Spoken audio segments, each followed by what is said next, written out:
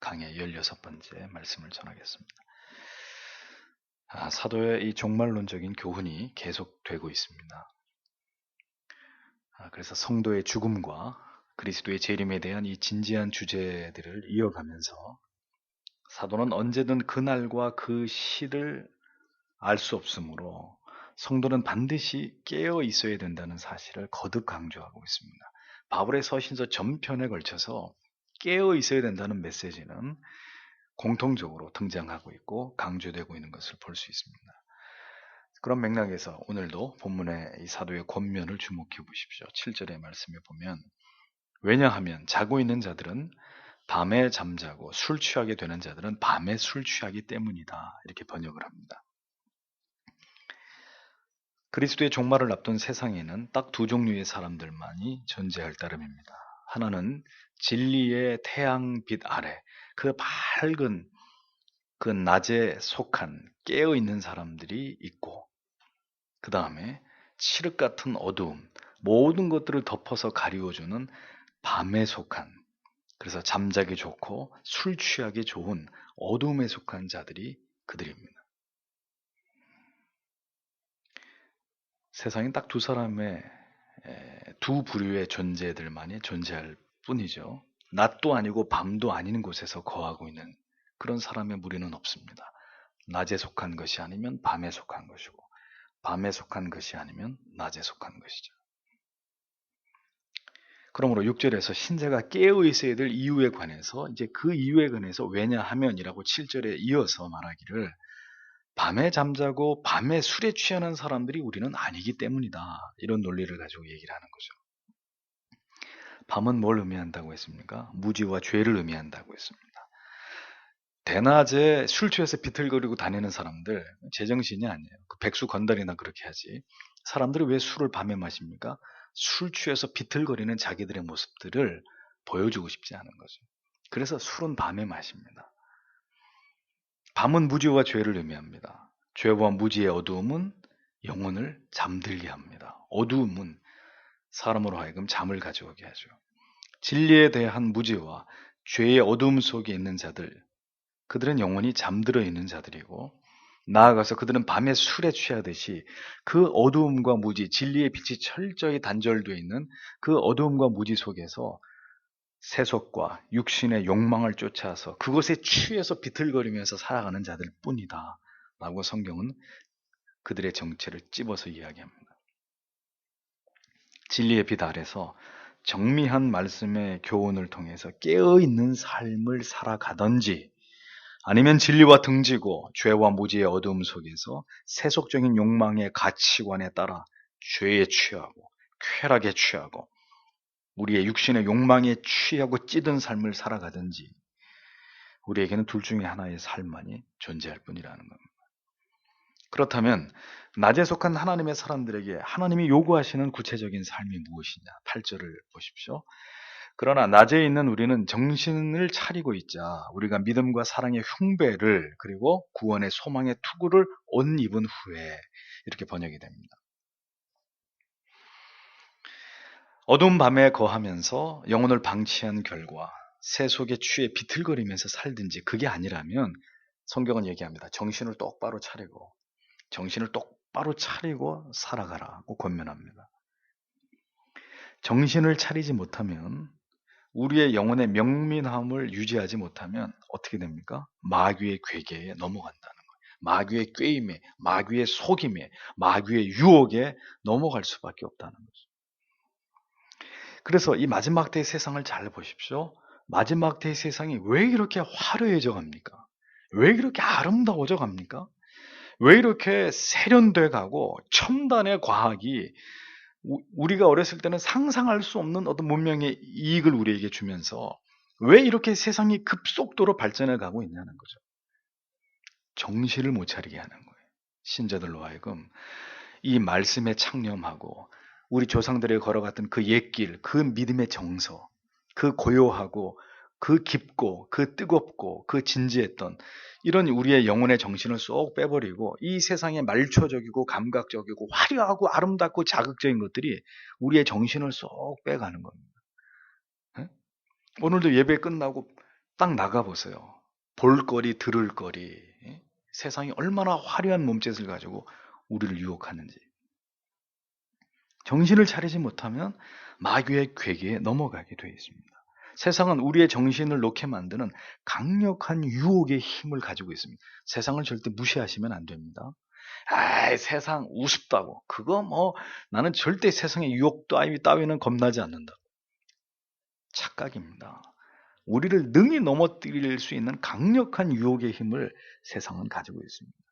그 강력한 유혹을 가지고 우리의 판단을 흐리게 하고 우리를 순식간에 욕망의 노예로 전락되게 만들고 눈에 보이는 모든 화려하고 아름답고 세련된 것으로 계속 우리를 현혹합니다. 우리의 마음의 방이 여러 개로 나뉘어지게 하고 우리의 생각이 분열되게 하고 무엇인가 하나에만 집중하지 못하고 여러 가지 것들을 생각하고 바라보고 집착하게 만드는 세상이 우리에게 하고 있는 우리를 넘어뜨리기 위한 그들의 어떤 작전인 거죠.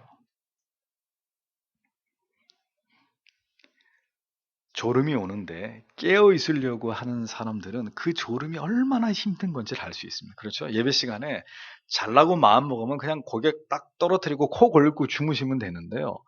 안 돼. 오늘 어떻게 해서도 말씀을 들어야 돼. 이렇게 마음을 먹으면 자기 혼자 전쟁을 합니다. 그렇죠? 허벅지를 막 꼬집고 어금니를 악물어 보기도 하고 심호흡을 하기도 하고 별짓을 다 할 겁니다. 깨어 있으려고 하니까. 세상에서 세상을 등지고 깨어 있으려고 하면 그게 얼마나 버거운 일인지 성도는 그것을 절절히 느낄 수 있습니다. 세상과 동화되지 않으려고 하는 삶이 나에게 얼마나 괴로움을 주고 나에게 고통을 주고 나에게 불이익을 가져오게 하고 나의 모든 것을 빼앗아가고 철저하게 나를 외롭게 만드는지 그것은 세상에 살면서 세상과 친구하지 않으려고 하는 자들만이 느낄 수 있는 거예요.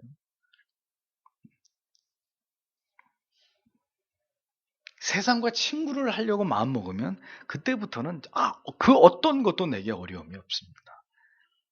그러나 세상을 등지고 깨어있고 그리스도를 바라보고 하나님이 기뻐하는 삶의 가치를 따라가려고 하면 그렇게 해서 세상과 등지고 멀어지는 것 자체가 성도에게 너무너무 고통스러운 거예요. 오늘도 가장 화려한 몸짓으로 치장을 하고 세상은 나의 가장 약한 부분들을 건드리면서 유혹해옵니다. 정신을 빼놓습니다. 우리의 마음과 소망을 천국에 고정하고 있었는데 순식간에 그것을 이 땅으로 곤두박질 쳐버리게 만듭니다. 그게 세상의 정체란 말이죠. 마귀의 우리를 회방하는 그 사탄의 역사란 말이에요. 그렇게 되면 그렇게 해서 정신을 잃어버리면 어떻게 됩니까? 그렇게 해서 세상과 가까워지면 가까워질수록 내세에 대한 소망, 깨어있고자 하는 신앙의 거룩한 동기들 우리 안에서 빠르게 소멸되는 것입니다. 반대로 세상을 멀리하고 신령한 가치와 거룩함에 이르고자 하는 열망을 우리가 마음에 품고 말씀과 기도를 가까이 하면서 거룩과 순결을 경건을 지향하면 또다시 주님을 위해서 살고자 하는 거룩한 열정은 우리 안에서 다시 되살아나는 이런 것들을 경험하게 되는 거죠. 그러니까 무엇을 가까이 하나에 따라서 우리의 영혼의 상태가 가변적인 상태에 놓여 있는 거예요. 먹을 가까이 하면 검어지는 게 당연하지 않습니까? 흰 옷을 입었는데 연탄을 나르기 시작하면 그 흰 옷은 순식간에 검은 재가 묻기 마련이잖아. 그래서 세상에 취하고 세상의 즐거움에 마음을 내어주지 않도록 빗장을 채워야 되는 거예요. 마음의 빗장을 채우고 걸어 잠그고 그것을 지키려고 하고 이러한 노력들이 반드시 성도에게 필요하다는 것입니다. 낮에 속한 자, 진리의 빛 아래에 있는 자들, 신앙이 무엇이고 하나님을 신앙함이 무엇인지를 깨달은 자들, 그들은 그래서 깨어 있어야 되는 거예요. 근신해야 되는, 근신이란 말이 뭐죠? 삼가 조심하고 주의하고 깨어 있어야 되는 거예요. 흰옷을 입고 흰옷에 뭘 묻히지 않으려면 버스를 타도 조심, 지하철을 타도 조심, 점심밥을 먹을 때도 조심. 그렇죠? 튀니까 오물이 묻을 수 있으니까. 차라리 검은 옷을 입고 있으면 또 그다지 때가 묻은 것이 표가 안 나는 옷을 입고 있으면 뭘 해도 자연스럽잖아요. 그래서 옷 입는 게 중요하단 말입니다. 옷을 아무렇게나 입으면 아무렇게나 행동하는 사람이 되고, 옷을 제대로 갖춰 입으면 그 옷에 맞게, 그 격에 맞게 행동하려고 조심하게 되고, 우리가 누구인지를 안다면, 우리가 그리스도의 의로 옷 입은 존재라는 걸 알면, 우리가 늘 세상 가운데 깨어 있고, 그 죄가 우리에게 묻지 않게 하기 위해서, 그 죄의 오물이 우리를 더럽히지 않게 하기 위해서 근신하며 살아가야 되는 것은 신자의 마땅한 도리라는 겁니다. 그렇게 깨어있기 위하다 보니 우리의 신앙에 무장이 필요합니다. 그래서 에베소서에서도 이 전신갑주의 말씀을 이야기하고 있는데, 데살로니가 전서에서도 그 이야기를 합니다. 믿음과 사랑의 흉배가 필요하다고 얘기합니다. 믿음과 사랑의 흉배. 흉배는 우리의 심장을 적의 화살이나 칼로부터 막아서 치명적인 부상을 당하지 못하도록 보호하는 갑옷의 한 부분이죠. 왜요? 심장이, 다른 데는 다 상해도 사람의 생명에 지장이 없지만 심장이 뚫리고 살아남을 수 있는 사람은 없잖아요. 그래서 가장 중요한 부분인 이 심장을 보호하기 위해서 흉갑을 붙이는 것입니다. 흉갑을 차는 것이죠. 그런데 우리의 이 마음을, 이 마인드, 우리의 마음을 지키기 위해서는 뭐가 필요하다는 겁니까? 믿음이 필요하다. 믿음의 흉갑이에요. 마음이 흔들려 버리면 의심과 회의와 낭만과 절망과 두려움이 찾아옵니다. 그러니까 그런 것에 흔들리지 않기 위해서 우리가 무엇으로 우리의 흉배를 붙여야 되느냐? 우리의 마음을 뭘로 보호해야 되느냐? 하나님을 향한 절대적인 믿음. 그 절대적인 믿음은 어디서 와요? 그냥 어디서 뚝 떨어져요? 아니죠. 날마다 하나님의 말씀을 묵상하고 마음을 쏟아서 기도하고, 그리스도께서 우리의 믿음을 증가시켜 주시기를, 더 큰 믿음을 주시기를 날마다 주님 앞에 기도하고, 예? 믿음이 있어야 됩니다. 우리의 마음에 믿음의 흉배가 붙어 있어야 됩니다. 어떤 가운데서도 하나님을 의지하고 하나님을 신뢰하는 이 절대적인 믿음, 확고하고 흔들림이 없는 이런 하나님을 향한 신뢰를 통해서 우리는 어두움 속에서 잠을 자거나 비틀거리면서 우리의 영혼을 지켜야 되는 것이죠. 다음은 사랑의 흉배입니다. 사랑의 흉배. 믿음의 흉배, 사랑의 흉배. 사랑입니다. 사랑이 견고하면, 내 속에 사랑이 견고하면 유혹의 틈을 타지 못하죠. 유혹은 사랑이 식어진 가슴에 틈타는 어떤 그 마귀가 뿌려놓은 씨앗 아니겠습니까? 생각해 보세요. 견고한 사랑으로 서로를 사랑할 때는, 견고한 서로를 향한 사랑과 신뢰로 부부가 서로를 사랑할 때는 그 사이에 다른 이성이 끼어들어도 그 부부의 사랑은 흔들리지 않습니다. 그런데 두 부부의 사랑이 식어집니다. 사랑의 공백이 생기기 시작합니다. 그럼 어떻게 돼요? 아내가 아니고 남편이 아닌 다른 이성이 바로 그때에 유혹을 하게 되면 그 유혹은 치명적인 유혹이 되는 거죠. 마찬가지입니다. 하나님을 향해서, 예수 그리스도를 향해서 열렬한 사랑이 성도의 심장을 가득 채우고 있어야 다른 대상이 우리를 유혹할 수 없습니다.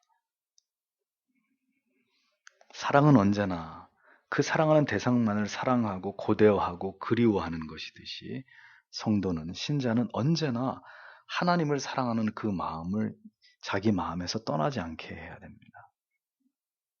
그래서 성경에서 하나님을 사랑하다, 하나님을 가까이 하다, 이런 표현의 원문을 보면 하나님과 우리의 마음이 밀착되게 하다라는 그런 의미인데요. 그 밀착되다라는 말이 순간 접착제 본드를 가지고 이것과 이것이 떨어져 있었는데 이걸 딱 붙이는 거예요. 그러면 어떻게 안 떨어지죠? 이 본드로 이 두 물건을 붙일 때 이 사이에 어떤 작은 공간도 없이 완전히 본드로 밀착을 시키면 절대로 안 떨어지잖아요. 그러니까 이 두 물체 사이에 그 어떤 다른 물체나 공간이 존재하지 않도록 완전히 이렇게 밀착시킨 상태를 얘기하는 거예요. 그러니까 이만큼 벌려놓고 이 가운데로 탱크가 지나갈 정도로 이렇게 하나님과 내 사이를 벌려두고 하나님 사랑합니다. 거짓말입니다. 그 사랑으로는 우리의 마음을 지킬 수가 없습니다. 완전히 밀착시키는 거죠. 밑에서부터 쫙 이렇게 붙여가지고 어떤 틈도 안 벌어지도록. 예수께서 뭐라고 말씀하셨습니까? 마음과 뜻과 생명을 다해서 주 너의 하나님을 사랑하라. 그게 무슨 장난입니까? 사랑하고 싶을 때 사랑하고 사랑하기 싫으면 귀찮으면 사랑하지 않고 그건 하나님 사랑이 아닌 거죠. 사랑이 식어지면 끝입니다. 식어진 사랑으로 하나님을 신앙하는 것만큼이나 종교적인 의무를 그런 상태에서 다하는 것만큼이나 우리에게 힘들고 지치고 우리를 피곤하게 하는 일은 없습니다. 사랑이 식었기 때문에 만사가 귀찮아지는 거예요. 사랑하면 열렬해. 새벽에도 밤에도 자다가도 사랑하는 대상이 부르면 달려가죠. 사랑하니까. 사랑이 식어진 부부가 한 집안에서 살아가는 것은 지옥과 같은 것이지. 탈무드에서 그런 얘기를 하잖아요. 부부가 사랑하면 칼날 같은 침대에서도 둘이 같이 잠을 잘 수 있지만 부부가 서로를 미워하면 7m나 되는 침대에서도 굴러떨어진다. 식어진 사랑을 가진 성도의 신앙생활은 권태와 실증으로 가득할 뿐입니다. 하나님의 사랑에 떠났는데 그 신앙 자체가 어떻게 유지가 되겠어요? 고통이에요. 그거 자체가 괴로움인 거예요. 사랑을 잃어버리면 다 끝나는 거예요. 기독교에서, 신앙에서, 종교에서. 기독교라는 종교 안에서. 하나님 사랑이 떠나버리면 아무것도 아닌 거예요. 마지막 때 우리의 영혼이 잠들고 취하고 이리저리 비틀거리지 않기 위해선 하나님을 향한 절대적인 믿음, 하나님을 향한 절대적인 사랑, 그것에 굳게 뿌리박고 더 우리의 믿음을 배양하고 더 열렬한 사랑으로 그 사랑의 마음을 유지하면서 하나님을 사랑하고자 하는, 그렇게 하나님을 신앙하고자 하는 특별한 노력이 필요하다는 것을 사도가 이야기하고 있는 거예요. 지금은 성도 여러분 널널하게 믿을 때가 아닙니다. 지금은 그렇게 믿을 때가 아닌데도 그렇게 믿고 있잖아요. 믿음과 사랑의 흉배, 다음은 구원의 소망의 투구를 쓰라고 말씀하십니다. 마귀의 불화살은 지금도 성도의 심장과 머리를 노립니다. 하나님을 향한 믿음을 흔들어 놓고 하나님을 사랑하되 하나님만 사랑하지 못하도록 언제나 우리의 마음에 의심과 회의와 세상을 향한 사랑, 내 자신을 향한 사랑, 또 어떤 회의, 의심, 실증, 권태 이런 불화살을 마구마구 날리는 거죠, 우리한테.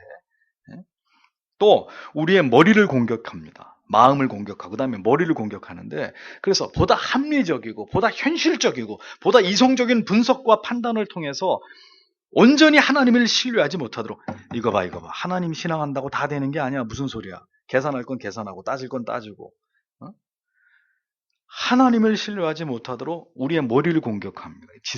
지성의 어떤 혼란을 야기시킵니다. 잘못되어진 세속적인 생각, 세속적인 분석, 인간적인 판단, 이런 것에 자꾸 의존하게 만들고, 이러한 세상의 관점에 현혹돼서 자꾸 하나님을 바라보는 게 아니라 우리 자신을 바라보고 우리의 처지를, 우리의 형편을 자꾸 바라보게 하고, 그래서 어떻게 하게? 머리로 하여금 염려하게 만들고 근심하게 만들고 밤잠을 자지 못하게 만들고, 자신의 구원과 천국의 확신에 대한 회의와 의심으로 우리 머리가 그냥 뒤죽박죽이 되게 만드는 거예요. 마음에는 막 의심이 생기고 두려움도 생기고. 보세요. 머리와 가슴을 마귀한테 내주면 다 내주는 거예요. 그래서 오늘 사도는 얘기하는 거예요. 마음과 머리를 지키라 이거죠. 오늘 이 발달된 인간의 지식과 학문이, 그리고 이 세상의 가치관들이 얼마나 우리의 어린 자녀들을, 젊은이들을 그 아주 뭐 파상적인 공격으로 완전히 초토화시키는 거예요. 이 좋은 세상, 아름다운 세상, 미친 거 아니야? 왜 교회에서 그러고 살아? 왜 그렇게 어리석고 바보처럼 이 아름다운 것, 이 화려한 것, 이 좋은 것들을 놔두고, 그러니 교회에서는 주를 위해서 좁은 길을 가고 십자가를 져야 되고 고난 받아야 됩니다. 세상에서는 네가 최고가 돼야 되고 성공해야 되고 이 좋은 거 다 누리면서 성공하고 네가 으뜸이 되라고 얘기하고, 이 두 가치관이 매번 충돌하는 거죠. 그 뭐 어린 자녀들만 그렇겠습니까? 우리도 마찬가지잖아. 야, 한 번뿐인 인생인데 내가 이렇게 구질구질하게 살아야 되나? 어느 순간 막 이런 마음이 올라왔다가 어느 때는 주여, 그게 아니죠. 더 내가 주님을 쫓아가야지. 이게 무슨 소리입니까? 똑같다는 거죠. 끊임없이 우리의 머리와 가슴에서 이 끊임없는 영적 전쟁이 일어나는 거예요. 아주 치열한 전장터예요. 머리와 우리의 가슴. 그래서 구원의 소망을 굳게 지키는 지성이 필요하다는 겁니다. 그게 무슨 얘기예요? 자꾸 세상의 생각들 밀어내고 하나님의 말씀을 담는 거죠. 이 하나님의 계시의 이 진리를, 하나님이 주시는 하늘의 지혜를, 예? 이 진리의 깨달음을 자꾸 우리 여기 머리에다가 집어넣는 거예요. 언제나 바른 말씀, 올바른 교리로 우리의 지성을 무장하고 바른 원리, 바른 가치관, 바른 질서, 그런 것들로 무장해서 이 세상의 다른 비진리와 시대의 정신이 우리의 머리를, 우리의 사고를 지배하지 못하도록 지켜야 되는, 우리의 머리를 지켜야 되는, 옳지 않은 지성의 움직임을 우리를 진리로부터 멀어지게 하고 배도의 늪에 빠지게 할 수 있는 이런 우리의 머리에서 일어나는 혼란들을 막아내야 되는 거죠. 그러니 우리의 머리와 가슴에서 이 거룩한 하나님의 은혜의 방편들이 떠날 날이 있어서는 안 되는 겁니다. 말씀드리건대 한 3일만 성경 안 읽고 기도 안 해보세요. 내 마음과 내 정신이 흐리멍텅해지고 마음은 그냥 이렇게 풀어져 버리고 그 육신의 게으름과 해이함이 군사처럼 몰려드는 것을 느끼게 돼 있어요, 신자는. 이렇게 사탄은 신자의 가슴과 머리를 항상 노리고 있는 것입니다.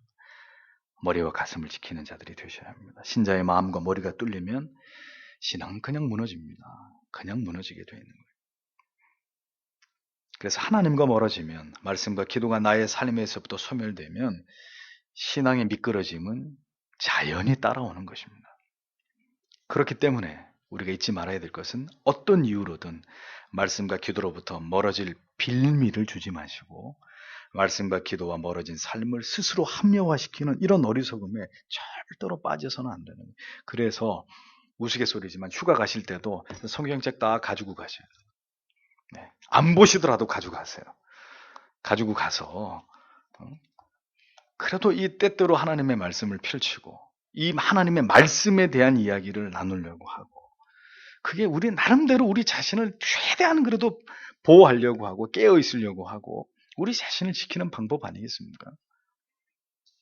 어떤 경우에도 어떤 빌미를 주면 지금은 쉬는 시간이니까 지금은 바쁘니까 지금은 피곤하니까 지금은 내가 아프니까 빌미를 주면 안 된단 말이에요. 우리는 잠시 쉴 수 있어도 마귀라는 놈은 쉴 줄을 몰라요. 내가 쉴 그 시간을 기다리고 있거든요. 구절을 보면 왜냐하면 하나님께서 분노를 위하여 우리를 두신 것이 아니라 도리어 우리 주 예수 그리스도를 통하여 구원의 얻음을 위하여 두셨기 때문이다. 이렇게 기록하고 있습니다. 잘 보십시오. 하나님의 뜻은 하나님의 자녀들을 하나님의 진노 앞에 서게 하기 위함이 아니라 성자 예수 그리스도로 말미암은 구원을 얻게 하시는 데 있다. 요즘 요한복음 얘기하면서 이 말씀 굉장히 많이 드리는 것 같아요. 그리스도의 궁극에 우리를 향하신 목적이 뭐냐? 영원한 나라에 들어가게 하는 것이다. 이 세상에서 어떻게 사느냐는 그건 중요한 문제가 영원한 세상 아버지와 함께 주님과 함께 영원히 존재하기 위함이다. 여기도 마찬가지입니다. 우리 주 예수 그리스도를 통해서 구원 얻음을 위하여 두셨기 때문이다. 하나님의 뜻은 예수 그리스도로 말미암아 하나님의 택한 모든 백성들이 완전하게 구원을 받는 것에 있다. 그것입니다. 하나님의 공의는 우리를 망하게 하시고 심판하게 하시고 그래서 처벌하려고 하시는 데 있는 것이 아니라는 겁니다. 그분은 우리를 향해서 오래 참으십니다. 우리에게 돌이킬 시간과 기회를 충분히 주시는 하나님이십니다. 죄에 대해서 심판하시고 인간의 죄에 대해서 일벌백계로 징계하시고 그 분노를 그때마다 다 쏟아내신다면은 그런 하나님이시라면은 하나님 앞에 살아남아 있을 사람 아무도 없습니다.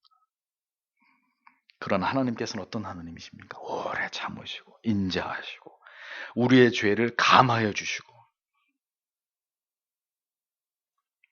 그 죄를 용서하고 그 죄를 회개하고 용서를 구하는 자들을 향해서 언제나 하나님께서는 그 죄를 다 가리워 주시고 주께서 심지어 말씀하십니다. 기억조차 하지 않겠다. 네 죄를 내 등 뒤로 던져버렸다. 이렇게 말씀해 주시는, 약속해 주시는 하나님이십니다. 하나님께서는 하나님의 택하신 모든 백성들이 이 땅에서의 모든 삶을 뒤로하고 천국에서 하나님과 함께 영원히 사는 자들 되기를 원하십니다. 그것이 나를 향하신, 우리를 향하신 하나님의 참되신 마음입니다. 교통순경은 딱 숨어가지고 교통 위반 하나하나 걸리기만 해봐라 하고 딱지를 떼지만, 우리 하나님은 어디 죄 짓나 안 짓나 한번 보자 하고 어디 요놈들, 그런 하나님이 아니시라는 거예요. 죄를 지으면 마음 아파하시고 어떻게 해서라도 돌이켜 회개할 마음을 주시고 다시 되찾기를 원하시고, 우리는 이거 깨지면 버립니다. 하나님은 그 깨진 걸 다시 붙이고 다시 조립해서 그렇게 해서라도 곁에 두고 끝까지 포기하지 않으려고 하는, 그것이 하나님의 속성입니다. 죄인들을 향한 아버지의 마음입니다. 높은 선을 쳐놓으시고 높은 점수를 요구하시면서 이 점수에, 이 선에 도달하지 못하면 절대로 천국에 올 수 없다, 이렇게 말씀하시면서 도무지 도달할 수 없는 기준으로 우리를 체근하시는 그런 하나님이 아니시란 말이에요. 하나님께서는 계속 우리에게 올바른 신앙의 길을 보여주시고 그 길로 인도하시고, 그 길을 가다가 넘어지면 다시 이렇게 세우시고 새 힘을 주시고 위로하시고, 그러면서 끝까지 그 구원의 길을 가도록 우리를 견인해 가시는, 격려하시는, 힘을 더해 주시는 그런 분이시라는 겁니다. 그거 아십니까? 우리가 천국에 너무너무 가고 싶잖아요. 우리가 천국에 들어가서 영생을 얻게 되기를 우리 자신들보다 더 원하시는 분이 하나님이신 거예요. 그래서 여러분들은 지옥 가기 글른 거예요. 지옥 가기 글러서 천국 가기 그런 게 아니라, 여러분들이 정말 하나님의 택한 자녀일진데, 우리는 절대로 지옥 가서 골리앗 만날 일 없습니다.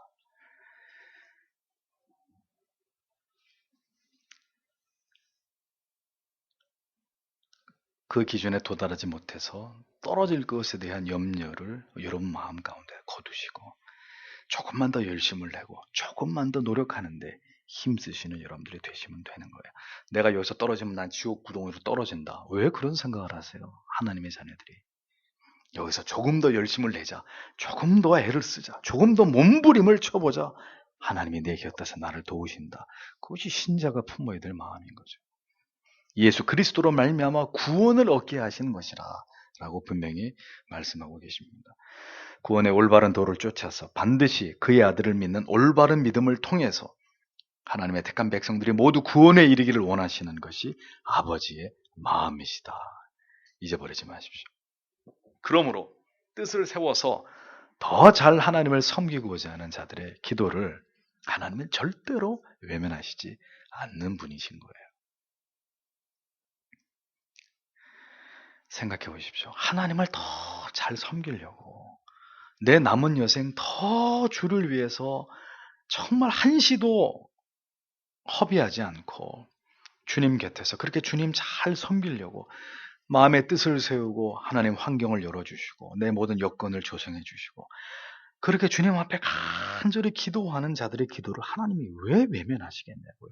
여기 뭔가 인간적인 그게 다가 아니라 표면적으로는 그렇게 기도했지만 이 속에 뭔가 시꺼먼 것이 있으면 모를까.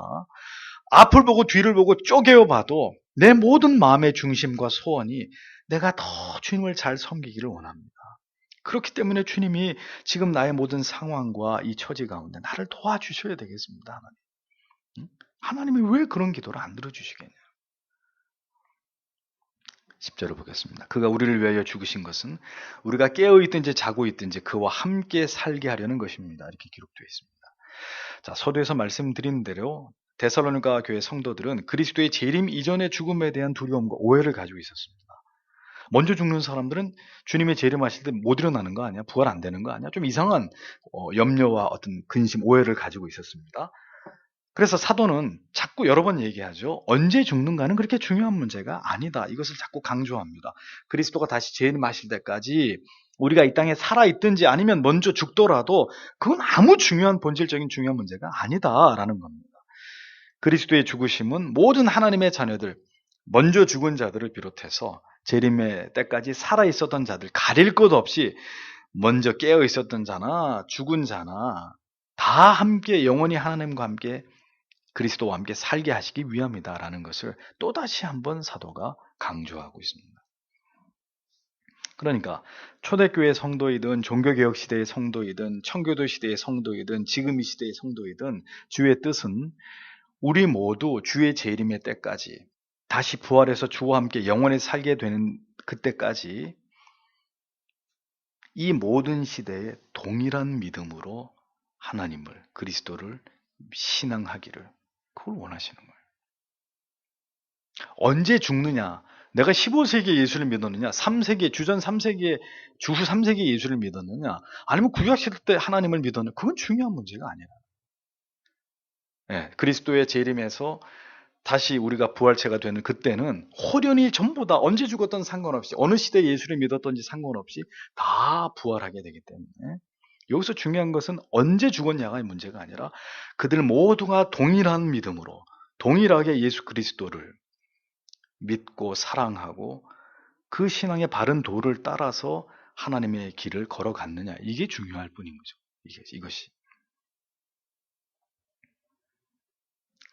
그렇게 성경이 말씀하는 그 바른 신앙의 도를 따른 자들이라면 언제 죽었는가와 상관없이 주와 함께 영생을 누리게 되어 있다. 그러니 안심해라. 이것이 오늘 성경이 우리에게 주고 있는 약속입니다. 그래서 제가 자주 강조드리는 것이 무엇입니까? 중요한 것은 그리스도를 믿는 방식에 있어서 그 믿음에 있어서 우리는 모든 시대 속에서 그렇게 열렬하게 그리스도를 신앙했던 자들의 신앙과 우리의 신앙을 일치시켜야 된다는 것입니다. 에이, 이 시대의 믿음은 그때처럼 안 해도 괜찮아. 그때는 그때였고 지금은 그렇게 안 믿어도 얼마든지 천국 가. 그런 말씀이 한 구절이라도 찾아가지고 저한테 보여주세요. 그럼 저도 오늘 또 그렇게 설교할 테니까. 그래서 우리는 오늘도 만족할 수 없는 겁니다. 오늘도 우리의 믿음으로 이 정도의 우리의 믿음으로 절대 이 안에 안주할 수 없는 것입니다.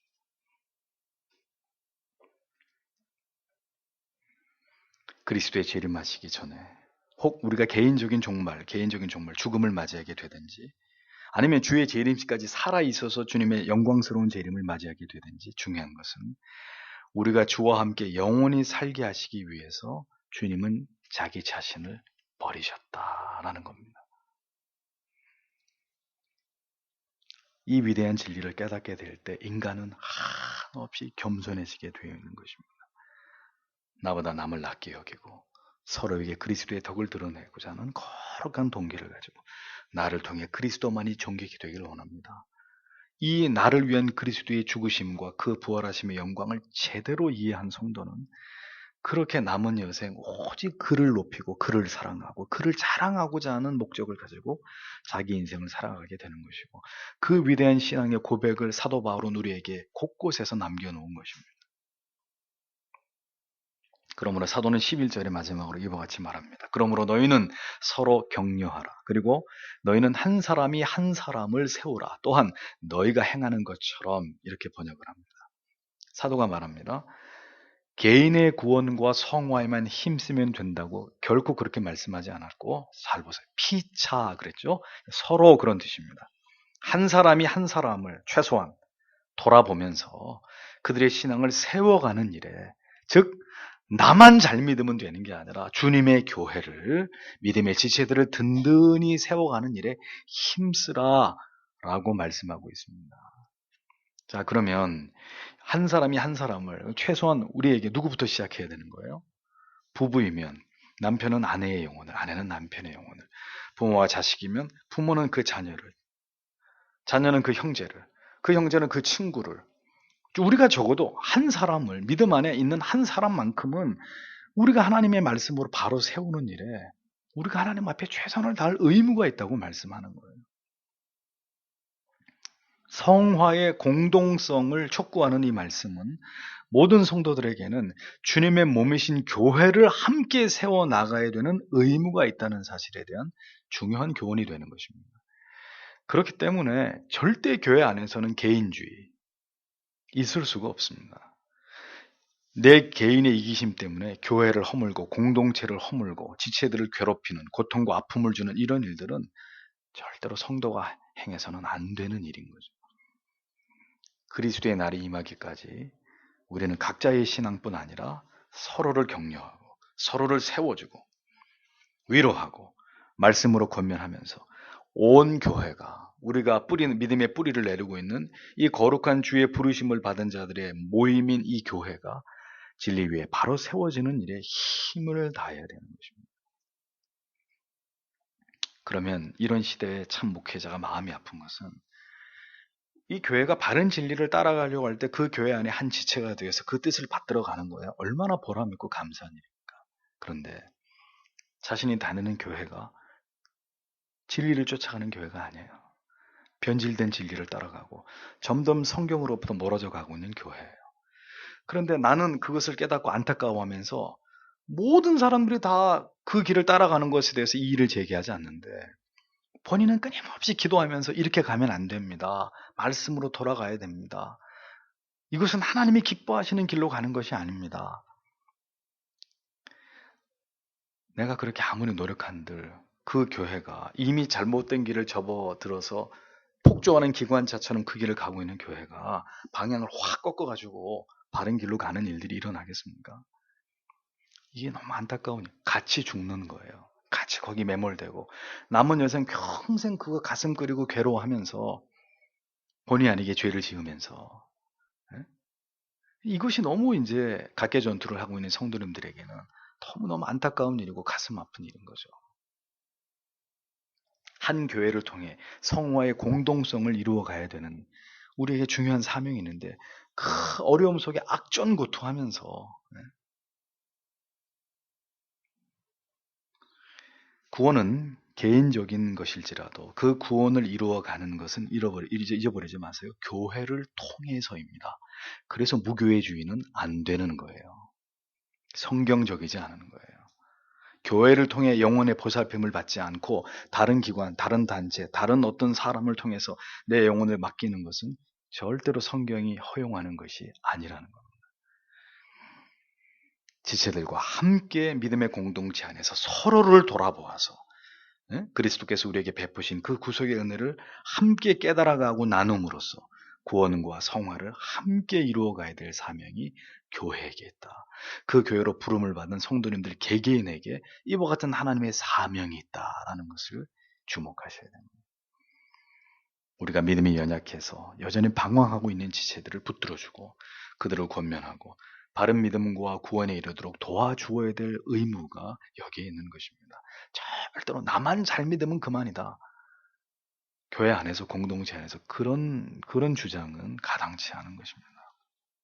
마지막 때가 다가올수록 더욱 믿음의 지체들을 돌아보면서 바른 신앙을 경주해 나아가도록 교회를 중심으로 함께 신앙의 성장을 도모하는 성숙함이 그 하나됨이 필요하다는 사실을 데살로니가 교회 성도들에게 사도는 권면하고 있었던 것입니다. 마지막에 될수록 너희는 모이기에 힘쓰라. 마지막 때가 될수록 더욱 그리하라 그랬잖아요. 그래서 제가 어제도 그런 말씀 나눴습니다만 마지막 때는 예수 안 믿는 이웃들하고 친할 이유가 없어요. 아시겠습니까? 예수 안 믿는 사람들하고 밥 먹고 다니고 놀러 다니고 그건 정말 우리 본전 못 뽑는 일이에요. 마지막 때는 믿음의 사람 함께 신앙의 덕을 나누고 하나님의 진리의 말씀을 나누고 믿음의 좁은 길을 걸어감에 있어서 우리에게 주시는 수많은 간증들을 함께 나누면서 서로 격려하고 고무되고 위로받을 수 있는 한 믿음의 흐름을 따라가는 지체들과 더 결합하고 그래서 더 서로를 위로하고 용기를 주는 그런 일에 진력하는 것이 바람직한 것입니다. 아니 왜 우리가 불신자들 만나가지고 그 사람들하고 우리의 시간을 다 허비합니까? 지혜롭지 않은 거예요. 주를 깨끗한 마음으로 부르는 자들과 함께 하라고 분명히 성경이 말씀했잖아요. 그러니까 변질된 신앙을 가진 사람들하고 어울려가지고 무슨 얘기를 해요. 물론 우리가 사명을 가지고 그들을 그 어두움 속에서 무지 속에서 건져내기 위해서 또 우리는 노력을 해야죠. 그걸 위해서 만나고 또 영적으로 부딪히고 그건 또 우리에게 피할 수 없는 사명이지만 그들과 함께 그 자리에 있을 이유는 없는 거예요. 그렇게 해서 나로 하여금 내 스스로 내 신앙의 에너지를 빼앗아가게 하는 일을 우리 스스로 방관할 이유는 없는 것입니다. 더욱 교회 중심의 성도님이 되게 하시고 믿음의 지체들이 서로 결합하고 연합하고 서로 힘을 실어주는 그 거룩한 모임에 더 우리가 집중하는 이 모두가 마지막 때에 우리의 믿음을 지키는 길이고 마지막 때에 깨어있기 위한 성경이 우리에게 말씀하고 있는 가장 바람직한 노력이라고 성경은 오늘도 우리에게 권면해주고 있는 것입니다. 사랑하는 우리 소교 장로교회 성도 여러분, 오늘도 사도가 데살로니가 교회에 주께서 이 마지막 때를 살아가는 교회와 성도들을 향해서 주시는 말씀에 귀를 기울이십시오.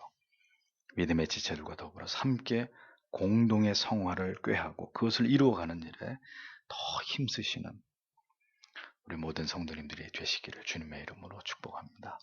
기도하겠습니다. 오늘도 우리에게 주신 말씀을 기억하면서요. 자는 자들은 밤에 잔다. 취하는 자들은 밤에 취한다. 그러나 우리는 낮에 속한 자들이다. 그러므로 근신해서 믿음과 사랑의 흉배, 구원의 투구, 지금도 계속해서 믿음과 사랑을 흔들고 구원을 흔드는 우리의 심장과 머리를 노리는 이 마귀의 불화살, 마귀의 괴계 철저하게 우리가 막아내고 우리의 힘으로는 못 막죠. 답은 뭡니까? 언제나 제가 자주 말씀드리지만 막으세요. 이건 우리에게 불가능한 얘기를 하는 거죠. 우리는 못 막습니다. 대신 그리스도께 달라붙으면 하나님을 가까이 하면 그분이 막아주시는 거죠. 그 원리를 절대 잊어버리면 안 됩니다. 그리고 함께 덕을 세우면서 우리가 하나님의 기쁘시게 하는 그러한 믿음 지켜가야 되는 것이고, 언제 주님 앞에 부름받든지 동일한 믿음으로, 동일한 열렬한 사랑으로 하나님을 신앙하는 그 믿음을 우리에게 달라고. 그래서 자주자주 여러분들에게 신앙의 옛 조상들의 그 믿음을, 그들이 우리에게 남긴 유산을 설교하고 설명하고 강조하고, 이건 우리에게 너무 유익한 것입니다. 주님, 이 믿음 안에 우리 모두가 있기 원합니다. 함께 다 같이 기도하겠습니다.